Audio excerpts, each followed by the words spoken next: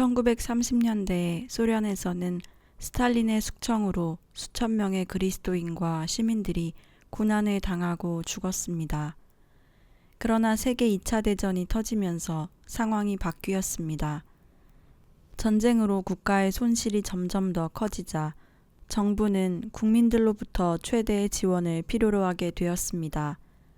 그래서 소련 국민의 충성심에 호소하게 되었고, 교회도 국가 이익에 협조할 것을 회중들에게 권고했습니다.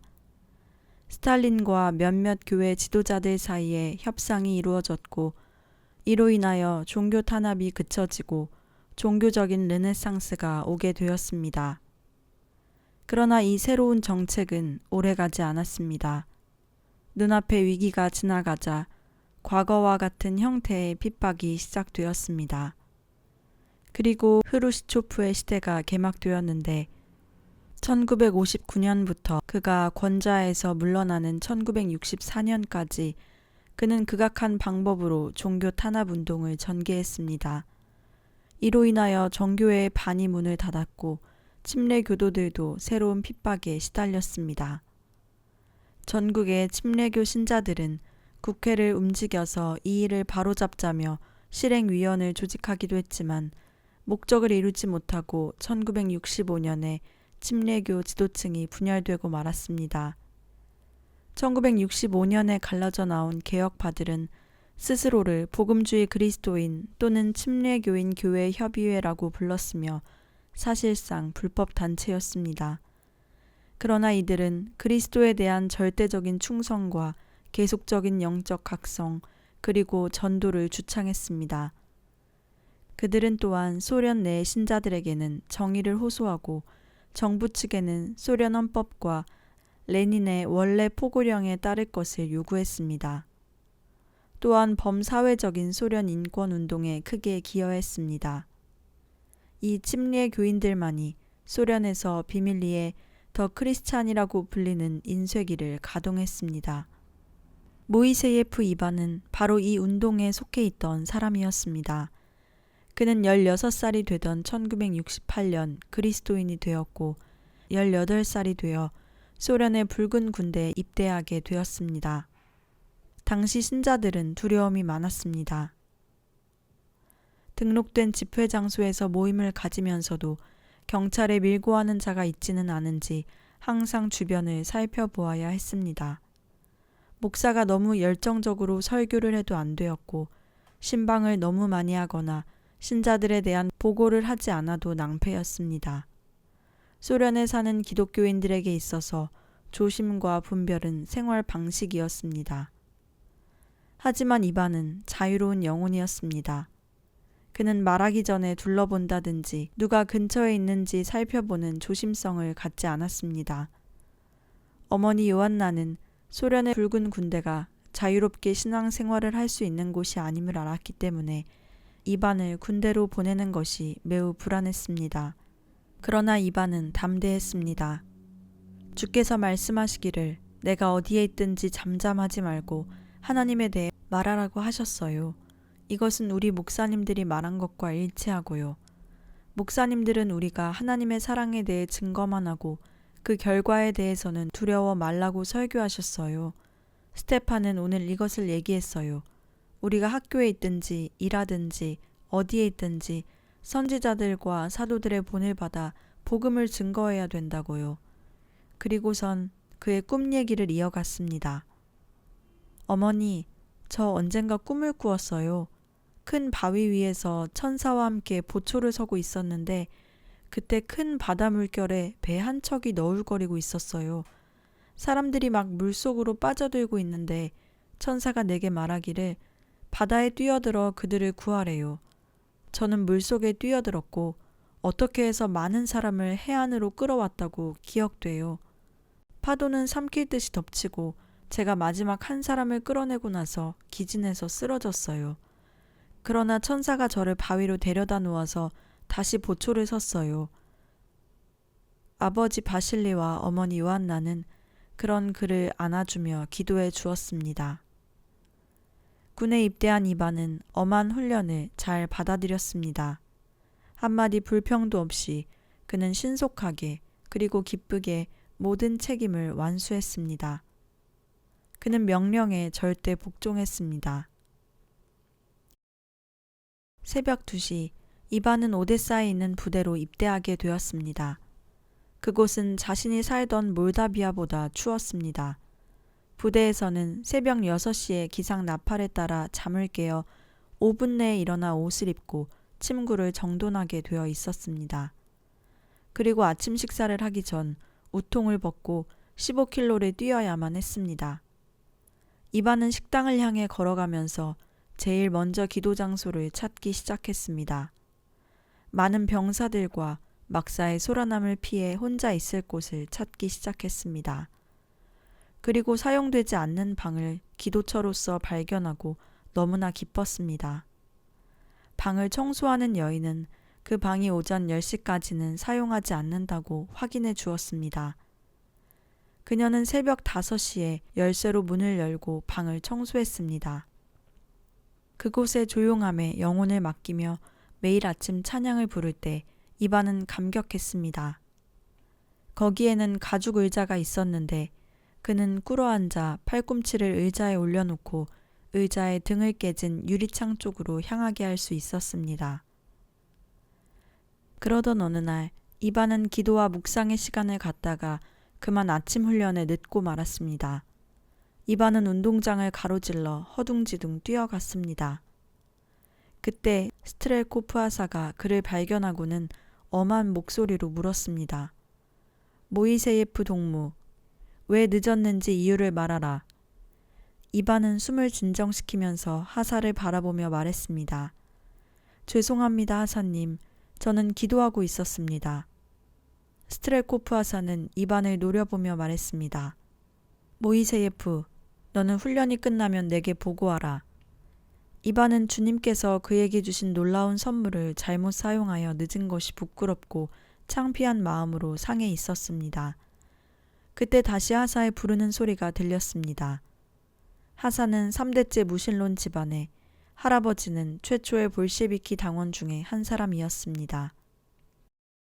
스트렐코프는 이반에게 따라오라는 표시로 고갯짓을 하고는 걷기 시작했습니다. 모이세예프, 기도라고 했나? 자네 어디가 아픈가? 아닙니다. 저는 건강합니다. 정교회 소속인가? 아닙니다. 저는 침례교인입니다. 모이세예프, 여기서는 기도와 종교는 안 되네. 소련 어디서든지 종교의 잔재가 남아있는 것을 발견하는 것은 불행한 일이고 특별히 소련 군대에서 훈련받는 젊은이들 가운데서는 더하다네. 자네가 친구들을 사귀고 좀 더 군대 생활을 즐기게 되면 종교적인 사고가 얼마나 유치한지 알게 될 걸세. 이반이 기도하다가 훈련에 늦은 사건은 이렇게 끝나지 않았습니다. 정치국 장교 보리스 짤리바코 대위는 곧 이반을 불렀습니다. 자네는 훈련 시간에 늦을 것 같은 사람으로는 보이지 않는군. 무슨 이유로 동료들과 같은 시간에 점호에 응하지 못했는가? 매우 죄송합니다, 대위 동무. 제 게으름 때문입니다. 다시는 그런 일이 없을 것입니다. 대위는 만족하지 않고 늦은 이유를 재차 물었습니다. 이반은 담담히 대답했습니다. 저는 기도하고 있었습니다. 누구에게 기도하고 있었나? 하나님입니다. 우주의 창조주이시며 모든 사람을 사랑하시는 분입니다. 짤리바코 대위는 한숨을 쉬며 눈을 감았습니다. 하나님이 존재하지 않는다는 것은 과학적으로 증명되었다.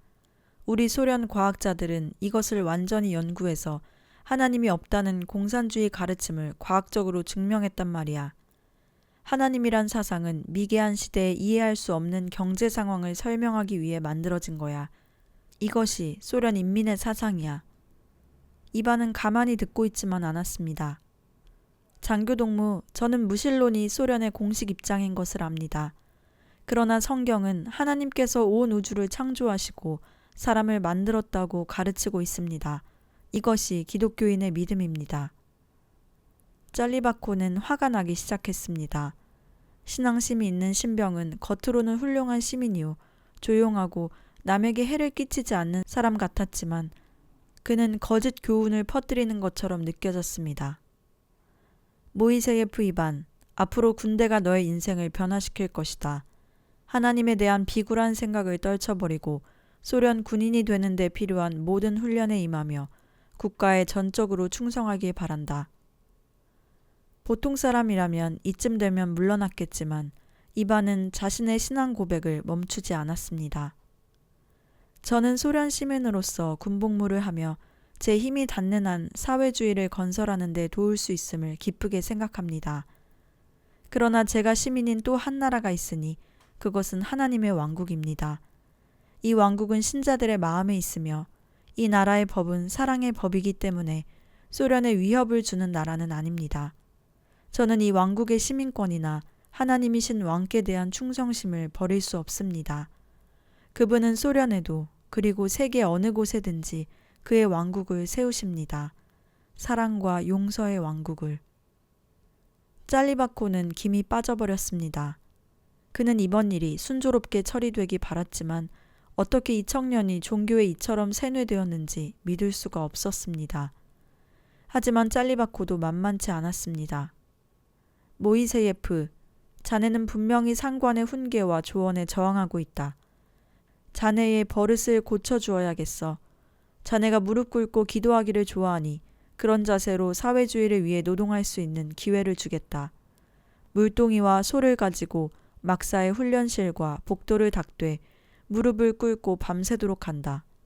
자네가 계속 반체제 견해를 고수할 것인지 심사숙고하는 기회가 될 것이다. 정치국에서는 모이세예프에게 조그만 솔 한 개와 양동이를 주고 거대한 막사의 마루를 닦게 했습니다. 장교들은 그를 자기 방에 불러다가 위협하고 방해했지만 그는 노래하면서 미소를 잃지 않고 평안했습니다. 병사들은 식당으로 가는 길에 그가 청소하면서 즐겁게 부르는 조용한 찬송을 들으며 알 수 없다는 표정을 지었습니다. 얼마 후 이반은 새로운 부대로 전출되었습니다. 처음 며칠간은 이반도 자유롭게 이곳저곳으로 병사들과 몰려다니며 환담하고 가방에 가득 찬 책들과 서류로 시간을 보냈습니다. 그는 다시 힘이 솟았고 마음은 가벼웠습니다. 때때로 시험에서, 강의실에서, 그리고 훈련장에서 주님, 제가 여기서 남보다 더 뛰어나게 해주소서, 당신의 영광을 위하여 훌륭한 군인이 되게 하소서 라고 기도했습니다. 이전에 있었던 오데사 부대만 떠나면 그에 대한 신문이 끝날 것으로 기대했습니다. 하지만 짤리바코는 이반을 보내며 케르치의 정치국에 부대에 교인이 있다고 자세히 보고하며 경고했습니다. 병사 모이세예프는 공공연히 기도하며 침례교 신자로서 기회가 있는 대로 집회에 참석하겠다고 공언했습니다. 그는 집요한 사상교육에 완강히 저항했으며 그의 믿음에 대해 침묵하기를 거절했습니다. 이반이 전출된 지 2주일이 되기도 전에 병사들의 토론 결과가 케르치 정치국 사무실에 보고되기 시작했습니다. 레닌의 포고령 제5조는 모든 종교인들에 대해 종교행사의 자유는 인정하지만 사람의 자유를 침해한다는 이유로 전도는 금하고 있었습니다. 이반은 이해할 수 없었습니다. 부대의 동료들은 예수님에 대해 물어왔고 그들이 구원에 대해 알기 원하는데 그들의 질문에 대답해서는 안 된다는 법률 조항은 없었습니다. 모든 신자는 다 증인이 되어야 하는데 그들을 거절할 수 없었습니다. 그리스도의 사랑을 나누라는 것은 그분의 계명인데 매사에 느끼는 기쁨을 이반은 감출 수 없었습니다.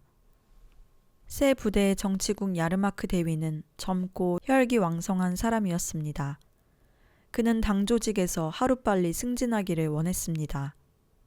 지금 부대에 문제가 되고 있는 모이세예프의 사건은 그가 점수를 딸 수 있는 좋은 기회라고 생각했습니다. 그는 이반을 불러서 엄한 목소리와 표정으로 명령했습니다. 자네는 오데사 부대에서 건전치 못하고 반항적인 행동을 했다. 부대는 자네의 반정부적인 견해를 바꾸고 군사 정치적 지식을 함양시키려 시도했지만 자네는 거절했다. 이 부대의 권위에 순종하고 명령에 복종하기로 동의할 때까지 자네를 독방에서 굶기겠다. 이상. 이반이 끌려간 곳은 감방이 아니라 정치국 장교들이 신문하고 구류하는 데 사용되는 방이었습니다. 회색 군용 담요가 덮인 침대, 책상, 의자 셋, 선반 위에 몇 권의 군인 지침서가 그 방의 전부였습니다. 한 구석에는 수도꼭지와 더러운 변기가 위치하고 있었습니다. 큰 창문에는 쇠창살이 장치되어 있었고 이중 출입구는 겹으로 잠겨 있었습니다. 방은 매우 추웠고 오후 늦은 햇살이 희미하게 비치고 있었습니다. 야르마크 대위가 내린 벌은 이반에게는 더없이 큰 선물이었습니다. 이반에게는 이 방이 예배당이었기에 자고 일어나 기도할 수 있으니 이보다 더한 축복이 없다고 느껴졌습니다.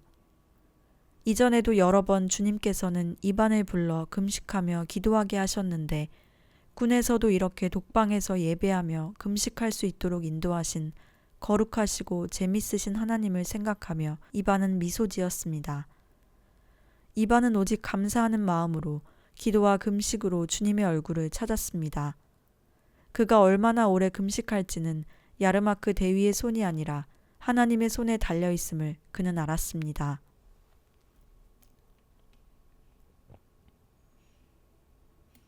두 번째 날 밤, 멀리서 들려오는 발소리에 그는 잠을 깼습니다. 그가 누운 채로 그 소리가 무엇인지 알아보려고 할 때 문을 여는 소리가 났습니다. 노란 불빛이 방에 번쩍였습니다. 이반이 알지 못하는 장교가 문에 서 있었습니다. 불을 켜지 않고 그는 어두운 방에 대고 말했습니다. 저쪽 끝 강의실에서 자네를 기다리고 있을 테니 곧 오게. 새벽 2시 15분, 장교들은 이반을 신문하기 위해 기다리고 있었습니다. 그의 태도를 바꾸었는지 물으며 그가 믿는 하나님이 얼마나 헛된 것인지 설득하기 시작했습니다. 이반이 금식하는 내내 밤이나 낮이나 불려가 신문을 받았습니다. 닷새가 지나자 시험은 끝났습니다. 마지막 날 아침 야르마크 대위가 들어왔습니다. 그런 질문이 100번도 더 오갔는데도 마치 처음인 듯 나무 의자에 앉아서 이반을 응시하면서 물었습니다. 자, 모이세예프, 이제 5일간의 금식이 끝났다. 마음을 돌이켰나? 이반은 대답하기 시작했습니다. 어느 날 밤 저는 기도하고 있었습니다. 저는 그날 밤 추워서 2번이나 깼기 때문에 잠을 좀 자고 싶었습니다. 특별히 배가 고프지는 않았으나 너무 피곤하고 추웠습니다. 하지만 일어나서 저의 가족과 친구와 야르마크 대위님을 위해 기도했습니다. 그 순간 하나님께서 놀라운 방법으로 저를 만져주셨습니다. 저는 따뜻해졌고 성대하고 맛있는 식사를 한 것 같이 배가 부르게 느껴졌습니다. 그리고 저는 곧 잠들었습니다. 깨어나니 아침이었고 햇빛이 창문으로 비치고 있었습니다. 이런 성경 말씀이 있습니다. 환난 날에 나를 부르라. 내가 너를 건지리니 내가 나를 영화롭게 하리로다. 제가 배고프지 않고 아프지 않은 것은 하나님께서 저를 구해주셨기 때문인데 제가 어떻게 마음을 바꿀 수 있겠습니까? 당신은 저를 보시고 하나님께서 하신 일을 직접 확인하십시오. 야르마크 대위는 그의 이야기를 들으며 분노가 들끓었습니다. 중령은 이반이 굶어 죽으면 곤란하다며 음식을 주라고 명령을 내렸습니다. 부대에서는 아침 식사 전에 구보를 하는데 매일 거리를 늘려 마지막에는 15km 지점까지 뛰어갔다 와야 했습니다. 이반은 뒤에 처지면서도 계속 뛰었고 목을 찌는 것 같은 목마름을 잊으려 했습니다. 다른 부대 병사 하나가 그의 옆에서 계속 같은 속도로 뛰고 있다는 것을 알게 되었습니다. 갑자기 그 병사는 쉰 목소리로 그는 부활했다고 소리쳤습니다. 이반은 자신이 잘못 들었다고 생각했습니다. 그 병사의 얼굴은 힘들어 잿빛이었지만 웃고 있었습니다. 그는 다시 소리쳤습니다.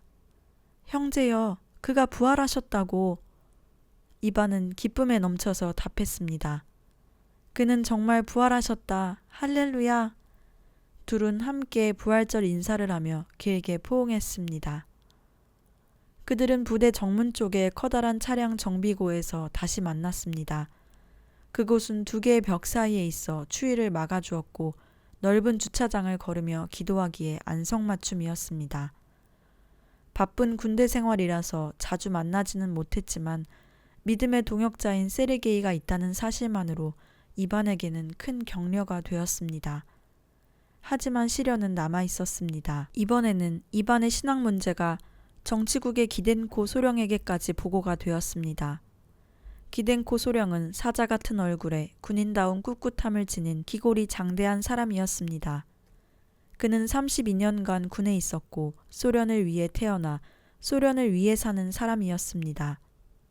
그에게 있어서 종교인들은 열심도 없이 그저 소련 사회의 뒷전에서 꾸물거리는 존재라고 생각될 뿐이었습니다.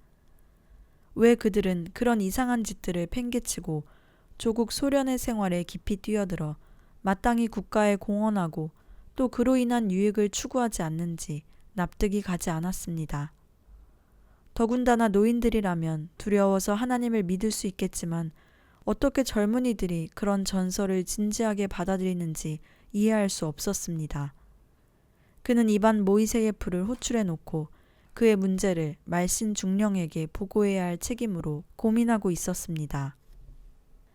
한편 이반은 꽤 먼 길인 기덴코 소령의 사무실을 걸어가면서 기도할 시간을 주신 하나님께 찬양을 드리고 있었습니다.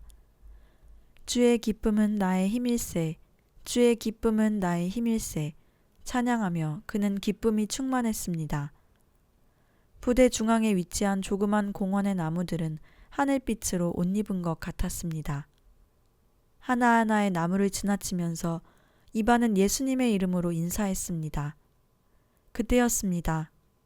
이반, 이반 하고 부르는 소리가 들려왔습니다. 순간 그는 눈을 들어 보았습니다. 빛나는 천사였습니다. 그 음성은 마치 이전에 들었던 것 같이 틀림없고 분명했지만 이상하게도 언어는 아니었습니다. 천사들로부터 나오는 빛은 태양보다 더 밝게 공원을 비추고 있었습니다. 천사는 다시 말했습니다. 두려워 말고 가라. 내가 함께하리라. 이반은 대답할 말을 찾지 못했지만 가슴 속에는 기쁨이 샘솟고 있었습니다. 빛은 사라졌지만 천사는 함께 있는 것 같았습니다. 그는 소령의 사무실 앞에 가서 조용히 노크했습니다.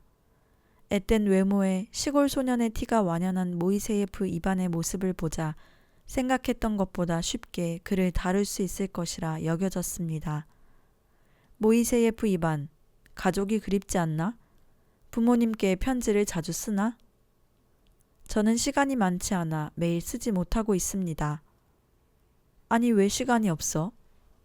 신문 때문입니다. 저는 정치국에 불려가 신문을 받는데 많은 시간을 보냅니다. 도대체 자네의 하나님은 누구인가?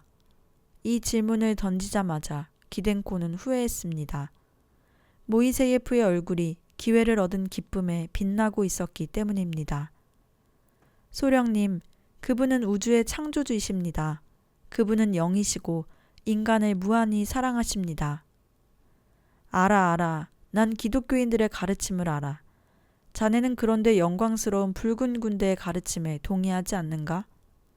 아닙니다. 그러나 자네는 소련 국가와 그 군대의 기초가 되는 과학적 무신론을 용납하지 않고 있지 않은가? 제가 옳지 않다고 믿는 것을 저는 용납할 수 없지만 그 외의 것은 제가 다 즐겁게 용납합니다. 이제 소령의 목소리에는 온화함은 사라져버렸습니다. 하나님의 존재를 증명한다는 것은 불가능하네. 종교인들도 다 인정하고 있어. 이제 이반은 대답하기 전에 기도하기 시작했습니다. 소령님, 그분을 아는 것에 관하여는 질문이 있을 수 없습니다. 그분은 지금 저와 함께 이 방에 계십니다. 제가 이곳에 오기 전에 그분은 천사를 보내 저를 격려하셨습니다.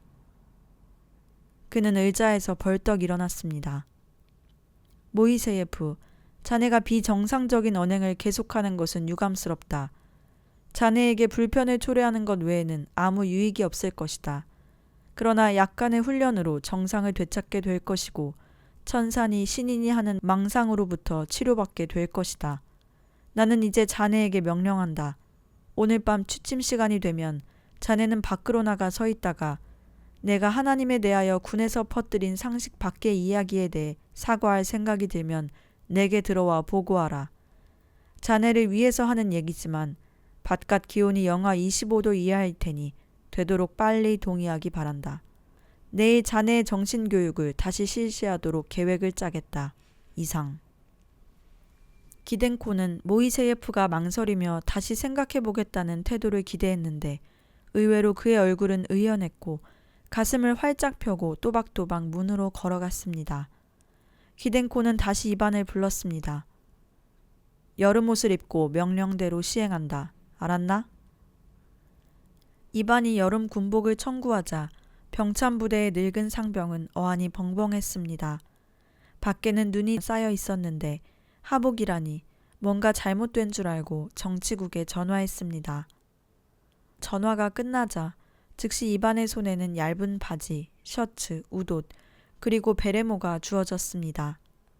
이반에게 옷을 건네준 상병은 말이 없었고 흰 머리를 무겁게 좌우로 도리질하고 있었습니다. 그 밤은 쓰라린 고통의 밤이 될 것이었습니다. 그날 저녁 식사 시간 급식병들은 스프한 그릇마다 이반에게 내려진 새로운 징계 이야기를 곁들여 배식했습니다. 저녁을 먹고 나오는 길에 이반은 12번이나 질문을 받든지 권고를 받았습니다. 너 얼마나 오래 추운 밖에 서 있을 거냐? 얼어 죽을 바에야 항복하는 게 나아. 네 신앙에 대해 좀 조용히 할 수 없을까? 그날 저녁 잠자리에 들어가는 병사들도 추워서 두꺼운 담요를 뒤집어 쓰고 침대로 기어들어갈 정도였습니다. 여름 옷으로 갈아입는 모이세예프를 보며 이고르가 소리를 높여 물었습니다. 이반, 네가 믿는 게 도대체 무엇이기에 이렇게까지 하겠다는 거냐? 내가 믿는 것은 하나님께서 사람들이 이런 것을 알기 원하신다는 것이다. 그분은 살아계시며 사람을 사랑하시며 예수 그리스도의 형체로 곧 우리 같은 사람의 몸으로 이 땅에 오셨다. 곧 있을 크리스마스에 온 세계의 신자들은 베들레헴의 아기로 오신 그리스도를 기념한다. 온 세계에서 신자들은 하나님의 이 위대한 일을 주목하고 그에게 찬양을 드린다. 그분은 죄사함을 원하는 한 사람 한 사람을 위하여 죽으러 오셨다고 나는 믿는다. 나를 위하여 또 이고르 너를 위하여. 멀리서 취침 나팔 소리가 조용히 들려오자 즉시 불이 꺼졌습니다. 병사들의 침묵을 뒤로하고 이반은 통로를 지나 계단을 내려가서 바깥 연병장으로 나섰습니다. 갑자기 찬 공기가 그의 얼굴을 때리는 것 같았고 머리는 깨어지는 것 같았으며 눈에서는 눈물이 쏟아졌습니다. 찬 바람이 그의 귀를 따갑게 했습니다. 캄캄한 막사에서는 병사들이 창 밖으로 이반을 내려다보고 있을 것이었습니다. 이반은 살을 애는 찬바람에 몸을 고추 세우고 시계를 보았습니다. 10시에서 1분이 지나고 있었습니다. 점점 엄습해오는 두려움을 떨쳐버리려고 애쓰면서 그는 움츠렸습니다. 얼마나 오래 밖에 서 있을 수 있을까? 만약 너무 추워서 항복한다면 어떻게 될까? 얼어 죽는다면? 그들은 나를 얼어 죽게 내버려 둘까? 그는 기도에 몰두하려 했지만 두려움에 가슴이 죄었습니다. 그는 상념을 떨쳐버리기 위해 노래를 부르기 시작했습니다. 주의 기쁨은 내 힘일세. 주의 기쁨은 내 힘일세. 갑자기 아침에 보았던 영광이 그에게 다시 나타났습니다. 그는 멀리 달빛에 비치는 부대 중앙의 공원을 바라보았습니다. 거기에 천사의 광채가 머물고 있는 것 같았습니다. 두려워 말라, 내가 너와 함께 있노라.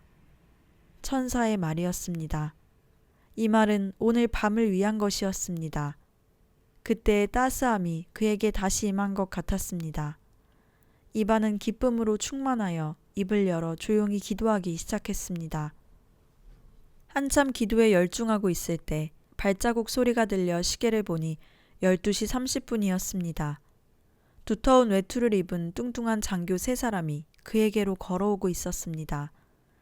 그들의 목소리는 쉰 듯했고 바람에 거의 불려가다시피 했습니다. 자, 모이세예프, 잘 생각해 봤나? 이제 들어갈 준비가 되었나? 여기 서 있었던 것으로 충분하지? 그들은 매우 걱정스럽게 이반을 바라보고 있었고 이반은 달빛에서도 그들의 얼굴 표정을 읽을 수 있었습니다. 감사합니다, 장교 동무. 저도 안으로 들어가 침대에 눕고 싶습니다. 그러나 저는 하나님에 관하여 침묵하라는 것에 동의할 수 없습니다. 그럼 자네는 오늘 밤새도록 여기에 서 있겠다는 말인가? 그들의 얼굴은 두려움으로 일그러지고 있었습니다. 그것을 원치도 않습니다만 어떻게 다른 일이 가능할는지 저는 알 수 없습니다. 하나님이 저를 돕고 계십니다. 이반의 목소리는 흥분으로 떨리고 있었습니다. 그는 손이 시렸지만 아까 막사에서 옷을 입을 때보다 더 시리지는 않았습니다. 발가락도 쉽게 움직여졌고 별로 불편하지 않았습니다. 장교들을 보았습니다. 그들은 두터운 외투를 입고도 추워하는 기색이 역력했습니다. 그들은 발을 굴러보기도 하고 손뼉을 치고 몸을 좌우로 흔들어 보면서 막사 안에 난로로 돌아가고 싶어 안절부절했습니다. 그중 상급자가 1시간만 더 있으면 이반의 생각이 바뀌어질 것이라고 중얼거리고는 모두 굴러가듯이 사라져 버렸습니다. 이반은 터져나오는 웃음을 금할 수 없었으며 감사했습니다. 또한 고난받고 있는 고향의 지하교회가 생각났습니다.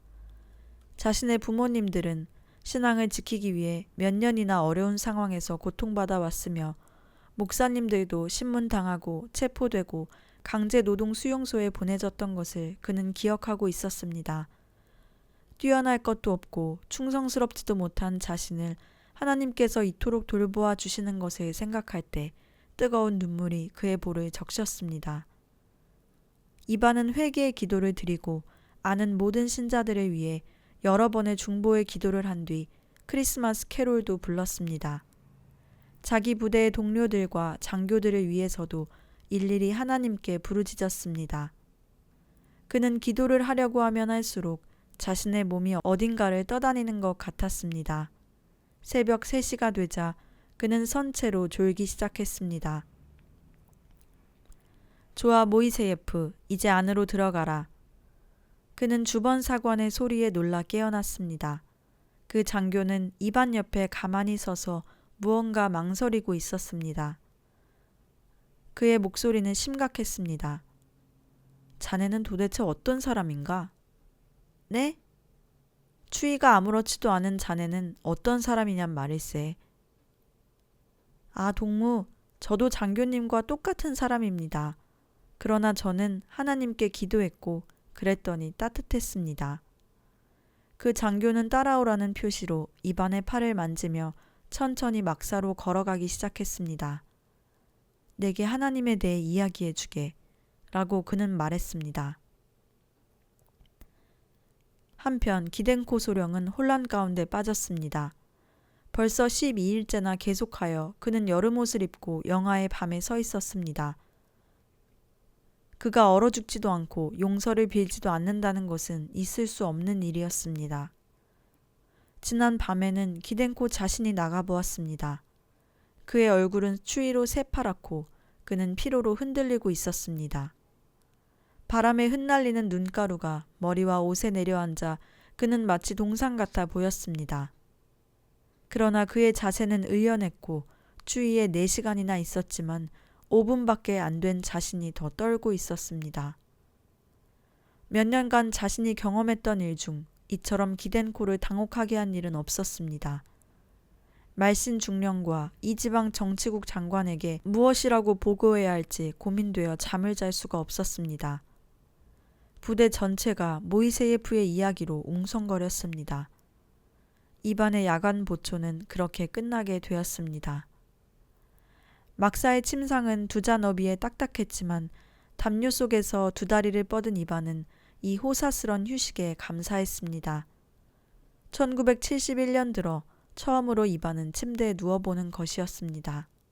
추운 바깥에 서 있지도 않고 눈 위에서 또는 장교방에서의 신문도 없이 취침 나팔이 들리기도 전에 이반은 평화롭게 잠이 들었습니다. 그런데 이전에 들었던 그 신비한 음성이 들려왔습니다. 이반, 일어나라. 그는 즉시 일어나 통로에 서서 투명하게 광채가 나는 천사를 바라보았습니다. 침상의 병사들은 모두 자고 있었습니다. 그는 자기 앞에 빛나고 사랑스런 천사에게서 눈을 떼지 않고 무의식적으로 바지를 입고 신발을 찾아 신었습니다.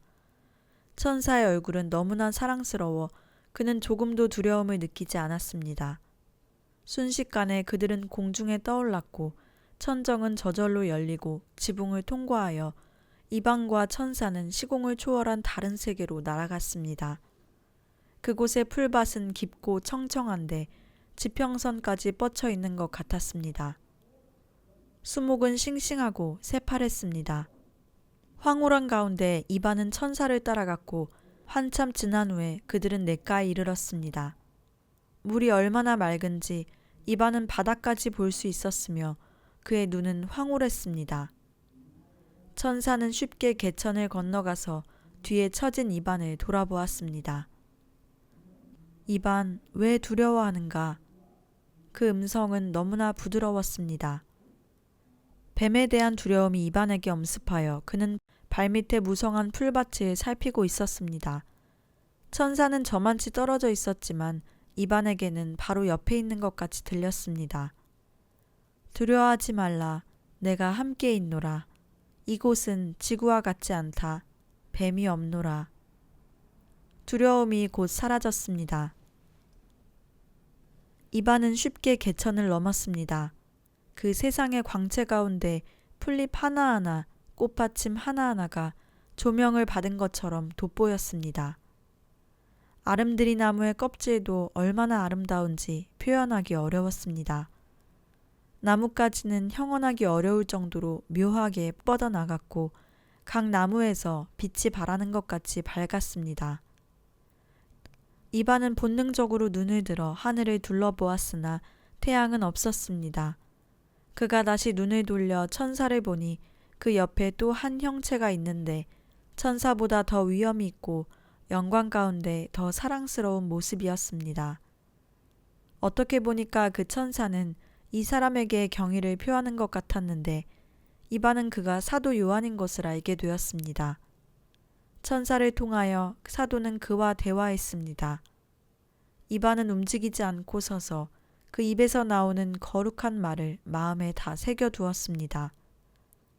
그 사도를 따라 세 사람이 나타났는데 이반은 신비한 방법으로 이들이 다윗, 모세, 그리고 다니엘인 것을 알았습니다. 이반은 너무나 집중해 있었고 그의 놀라움과 기쁨은 너무나 커서 마지막 형체가 사라지자 그는 깊은 잠에 떨어진 것 같았습니다. 그러나 이제 혼자 남은 천사가 빛 가운데서 다시 말했습니다. 우리는 오랫동안 여행했다. 이제 너는 피곤할 테니 와서 쉬어라. 이반은 자기를 반기는 것 같은 커다란 나무 밑에 앉았는데 그곳의 향기는 이상하게도 고향 몰디비아의 포도원을 연상케 했습니다. 천사가 다시 말을 걸지 않았다면 이반은 나무의 싱그러운 냄새를 맡으면서 또 빛 가운데 경치를 즐기면서 영원히 앉아 있으려고 했을 것입니다. 나는 내게 하늘의 도시 새 예루살렘을 보여주고 싶다. 그러나 그것을 보게 되면 너는 더 이상 지금같이 육체 가운데 거할 수 없게 된다. 그런데 세상에는 아직도 내가 할 일이 많이 남아있다. 천사가 다시 말하기까지 약간의 침묵이 흘렀습니다. 우리 함께 다른 혹성으로 날아가자. 내가 육체 가운데 살아있는 상태에서 이 도시의 빛을 보여줄 테니 새 예루살렘이 존재한다는 것을 분명히 알도록 하여라. 순식간에 그들은 높은 산들이 있는 혹성으로 날아갔습니다. 또다시 영광스러운 빛은 이 세상의 구석구석을 비추었습니다. 보석 같은 맑은 물줄기가 산비탈을 흘러내리면서 푸르른 골짜기에서 안개가 솟아오르는 속으로 사라지는 풍경이 이반의 시선을 끌었습니다. 그들이 깊은 절벽에 이르자 이방과 그 천사는 함께 그 밑까지 내려갔습니다. 그 천사는 기쁨의 화신같이 보였고 그 목소리는 지금까지보다 더 장엄하고 즐겁게 들렸습니다. 이반, 위를 보라. 새 예루살렘의 빛을 보라. 위를 보자마자 이반은 당황해서 몸을 움츠렸습니다. 그 빛은 너무나 찬란해서 그 빛을 보는 순간 이반은 그만 눈이 멀어버렸다고 느꼈습니다. 그러나 곧 천사의 음성이 들렸습니다. 내게 아무 일도 없을 것이다. 보라. 이반은 그 빛의 영광스러움을 흠뻑 들이마셨습니다. 사막에서 구조된 어떤 사람도 이렇게 물을 흠씬 들여마시지는 않으리라 느껴졌습니다. 그 능력은 어마어마해서 이반은 그것을 느끼고 맛보고 들을 수 있는 것 같았습니다. 그 천사가 이제 땅으로 돌아갈 시간이다 라고 했을 때 이반은 낙심되고 슬퍼서 울 것만 같았습니다. 이반의 발이 자기 침대 옆에 마루에 닿는 순간 세 가지 일이 일어났습니다. 천사는 사라지고 기상 나팔이 울렸고 방 안에 전등불이 켜졌습니다. 잘 정돈된 자기 침대와 정장한 자신을 이상스럽게 보고 있는데 옆 침대에서 잔 고향 친구 체르니크의 웃는 소리가 들렸습니다. 체르니크는 침대에서 빠져나와 바지를 주워 입으면서 아무도 못 듣게 속삭였습니다. 이반, 어젯밤에 너 어디 갔었니? 내가 새벽 3시에 일어났을 때 내 침대는 비어 있었어. 넌 이 방에 없었어. 도대체 어젯밤 어디로 사라졌었나? 이반은 온몸에 전율이 흘렀습니다. 자신은 꿈을 꾼 게 아니라 천사와 정말로 여행을 한 것이었습니다. 체르니크는 밤에 누가 자리를 비웠는지 주번 사관에게 물어봤지만 그는 자신이 문 옆을 지키고 있었으며 아무도 방을 나간 사람이 없다고 할 뿐이었습니다. 이반은 체르니크에게 진지하게 자신이 천사와 같이 날아갔던 모든 것을 이야기해 주었지만 그는 불가능한 일이라며 믿지 않았습니다.